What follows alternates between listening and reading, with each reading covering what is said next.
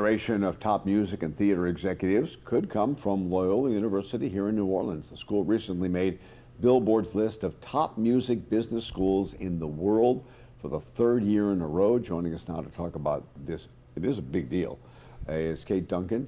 She's the director of the School of Music and Theater Professions, which I did not know that they're, because you guys have merged those two schools together, right? It's a recent merger, really in an effort to help students build a life around what they're passionate about.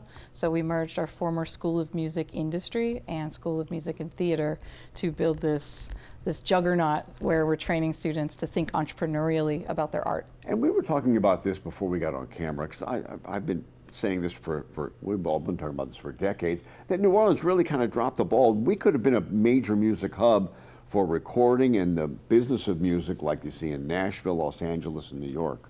Well, I will tell you, we at Loyola are really trying to reverse that trend. Because it could happen here. It really could happen. Our students are passionate about the type of music that happens here in New Orleans. This is the place where our American music was born, really. Yeah. And our students want to stay. They want to build that infrastructure. So we're working in our courses and curriculum to build that with them. And you guys have had some success stories. We have. One of our notable success stories is always G-Eazy, or Gerald, as we would know him in class. Of course, he's a chart topper, but for us it was really cool to watch him and his former tour manager graduate with their senior project of Get Gerald Famous. And I think they did it. And so what kind of classes, when students take either the theater business or the music business, what kind of classes, what do they learn there?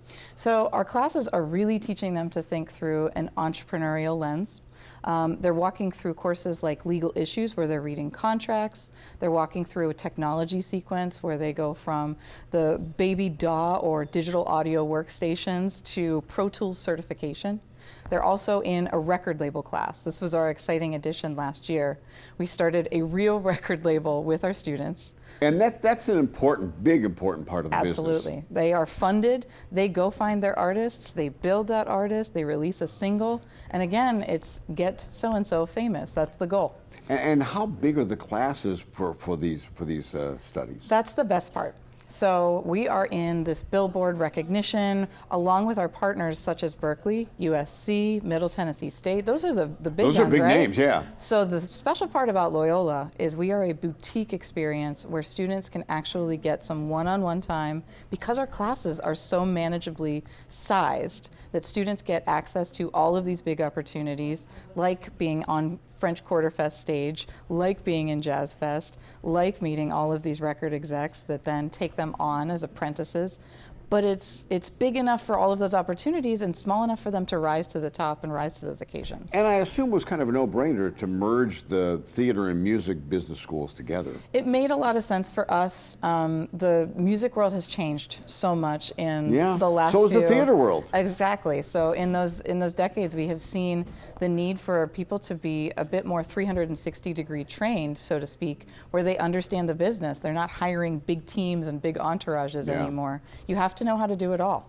Yeah, because so much has, especially with the music industry, so much has changed, especially with streaming, things like that. Yes. I mean, you don't even get cars with CD players anymore.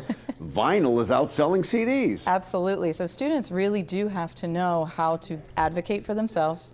They have to learn how to be conversant in that language. They have to understand how to market. Those budgets just aren't there to hire those people to do that for them. So that's the big thing, is making them feel like they can navigate this world. If I can drop you out of the helicopter of the music industry into the jungle, then you're going to be able to have that backpack of all of our coursework and navigate your way out. And you know, as we speak, I mean, the music business will be changing exponentially as we move on. Oh, as we speak right now. That's what I'm saying, yeah. That's the fun conversation with our colleagues outside of the music industry world. We say, has your syllabus had to change because of new laws and new regulations in the last 6 months? No? So you might get some grads to come back and learn more. Absolutely. Everybody's welcome. We appreciate that. Here's a fun fact. The late jazz pianist and music educator Ellis Marcellus was one of the most celebrated alumni of the Loyola New Orleans College of Music and Media.